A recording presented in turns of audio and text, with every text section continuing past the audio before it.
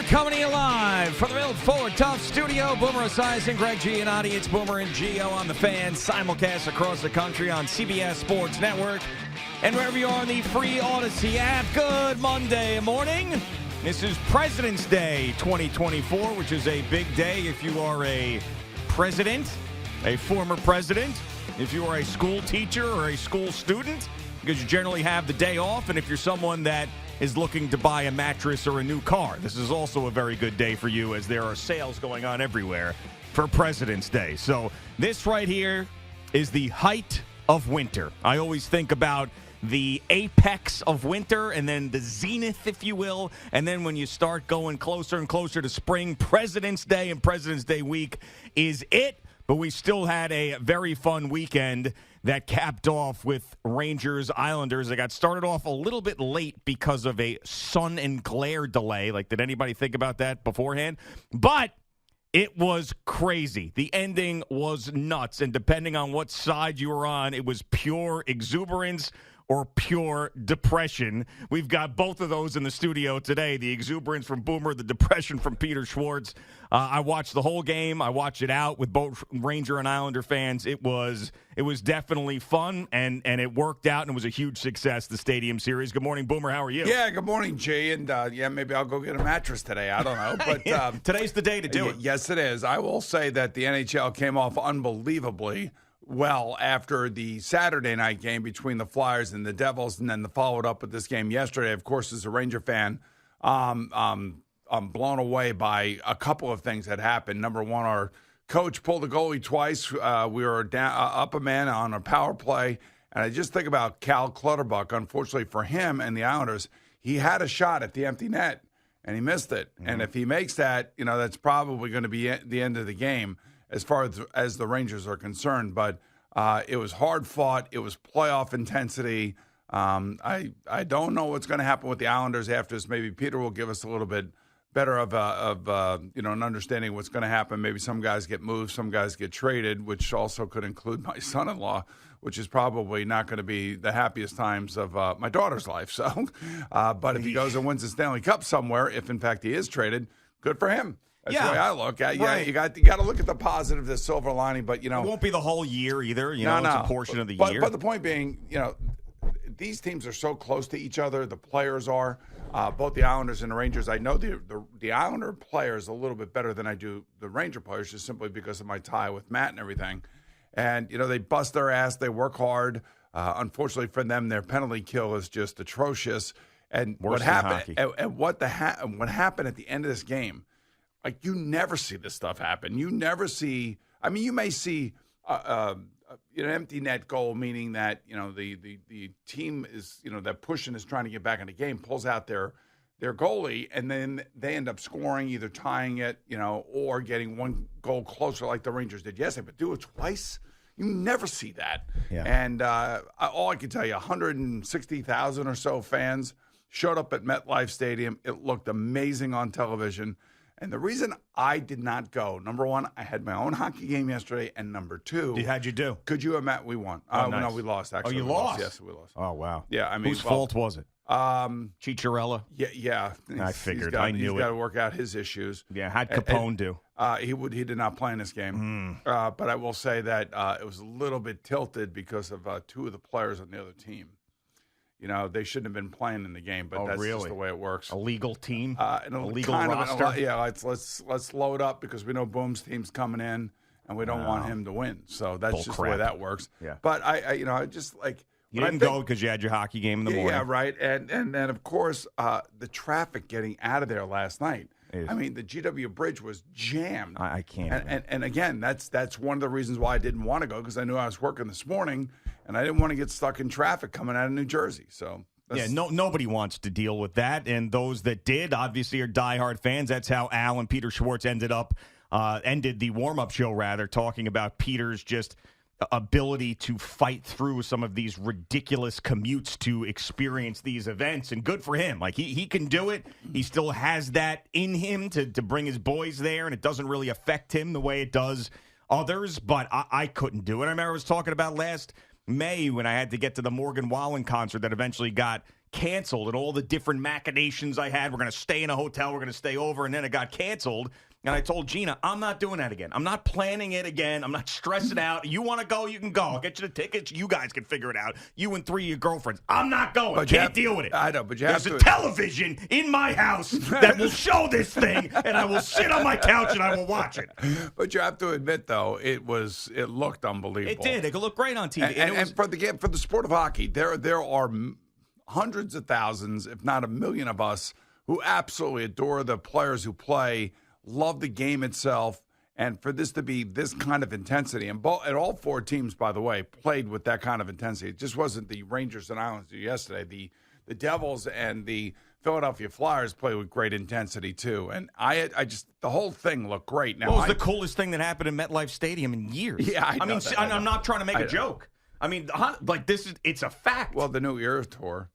Well, okay. No, Eras I'm talking Eras tour, or whatever. The Eras tour, yeah. Eras tour, I'm talking about sports-wise. Obviously, yes. there's been some great concerts there. But yes. Sports-wise, I mean, from just everything. The only complaint that I had was the fact that they had that silly 45-minute delay where you should know where the sun is in the sky. But they're thinking that it could be cloudy. That's why they started it early.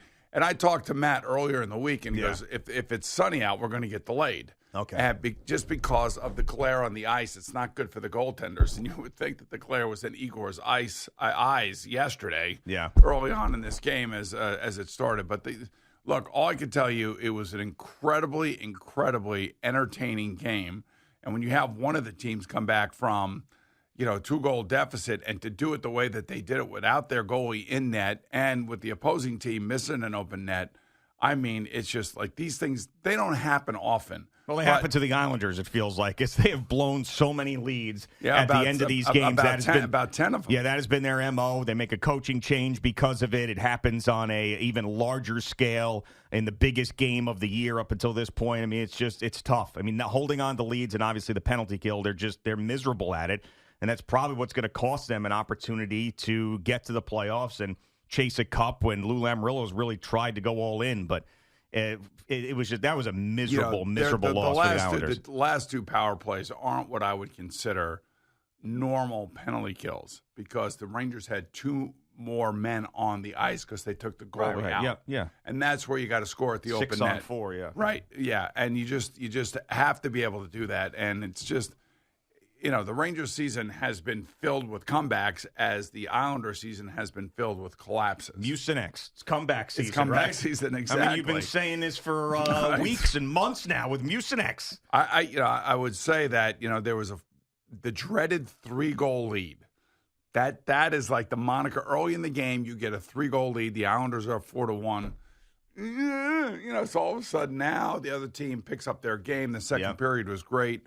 Vincent Trocheck has been an amazing, amazing addition over the last 2 years. Temi Panarin came through, Mika came through, Kreider came through. All your big guys came through, like the Islander big guys came through early on. Yep. You know what I mean? So and Matt gets involved right away with a guy's about 7'2" on skates. Yeah, but that kid that was that kid's first game. Yeah, I understand the whole thing. All right, so he's got to pick a fight and he's got to get involved. And then on top of it, Matt's like, "Fine, this is a good time because let's get the energy going for the Islanders after that quick goal for the Rangers."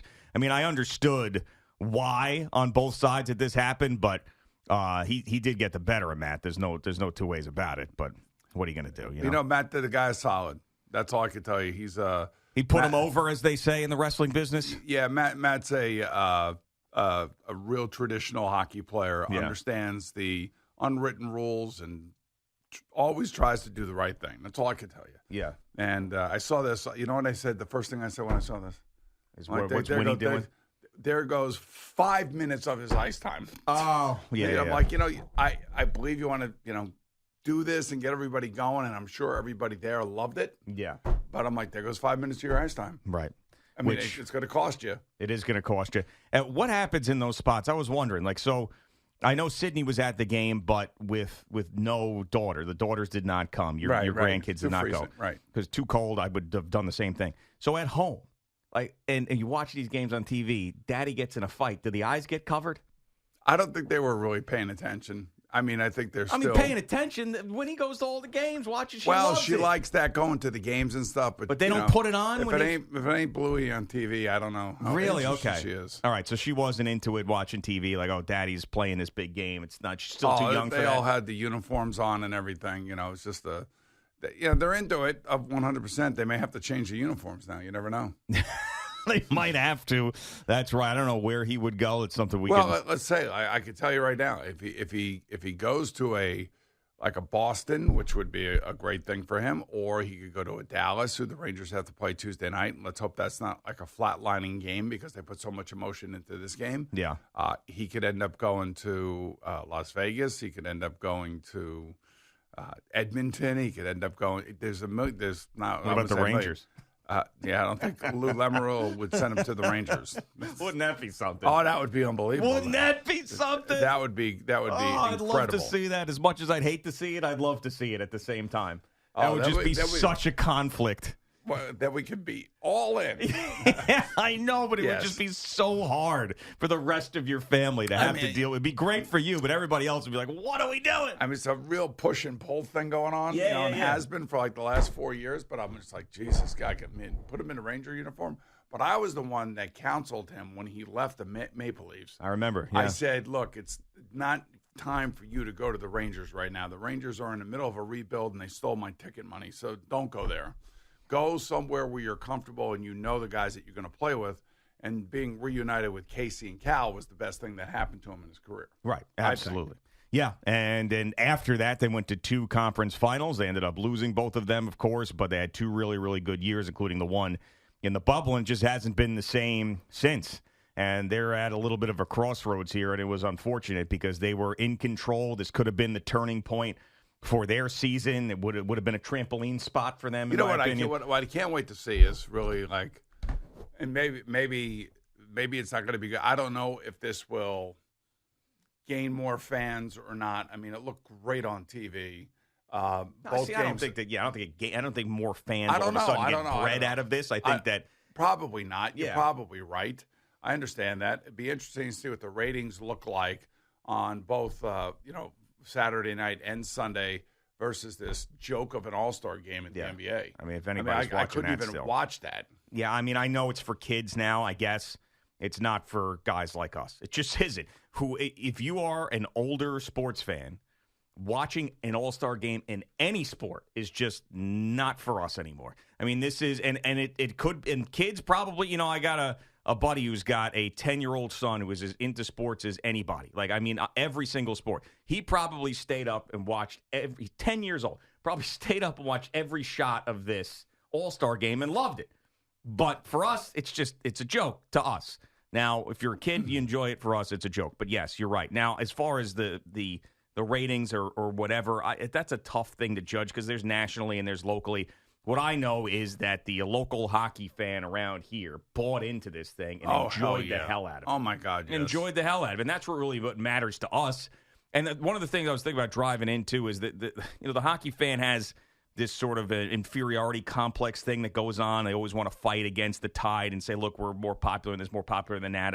Like Howie Rose tweets out this whole thing. Like, what I never understood about that is if you enjoy it, you enjoy it. Like, true. And this was great. Like, I remember taking calls back in the day, screening phone calls.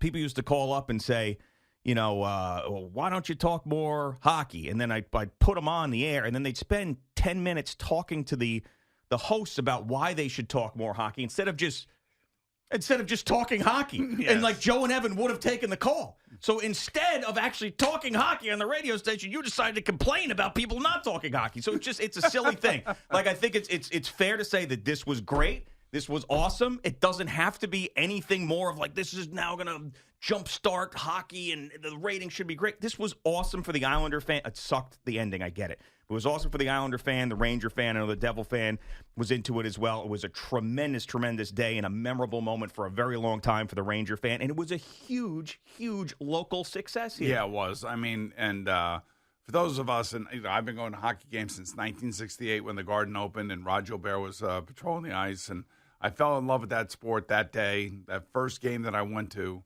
and have been in love with it for, ever since. And it's my passion for it is just to sit there, have a Casamigos now, enjoy the game, and watch these guys and see whether or not they can do what is really. I mean, as the Islanders found out going to two conference championships, how difficult it is to win a championship in this sport. And how physical it is. And the other thing I did appreciate is the way that ABC/ESPN covered it by interviewing like football players and interviewing some of the greats for both of these franchises, and the football players sitting in amazement that have never been to a hockey game before. Yeah. Like, holy, this is how fast and how physical it is. Yeah. They're not all this physical, but I will say that is exactly what it looks like in the playoffs. Yeah, if this was your first experience, and I saw Tommy DeVito was there, Sterling Shepard, Saquon Barkley, C.J. Mosley, Breece Hall, Quinnen Williams. So I'm sure some of those guys have been to a hockey game before, but if that was their first experience, obviously this is a bigger deal. They're probably hooked. There's at least one of them in there that's probably hooked and is like, I got to go to another game because this just blew me away, especially where they were sitting and what they got to experience. I would also say that, the players themselves couldn't believe the reaction to the fans. And even Artemi Panarin after the game thanked the fans for showing up to the numbers that they showed up to and how loud it was for them and what they got to experience and what most players who have played in a lot of these large stadiums, whether it be the Stadium Series or the Winter Classic. I remember going to that Winter Classic the first year up in Buffalo. It was like a snow globe. Well, that was the Penguins and the Sabres, right? Right, exactly. Yeah, and it was snowing. It was like as good as, and didn't it go into like a shootout? Yeah, It was like everything that and Crosby won the game. Yeah, right. Yeah. But I remember there was 80 or 75,000 fans at that game.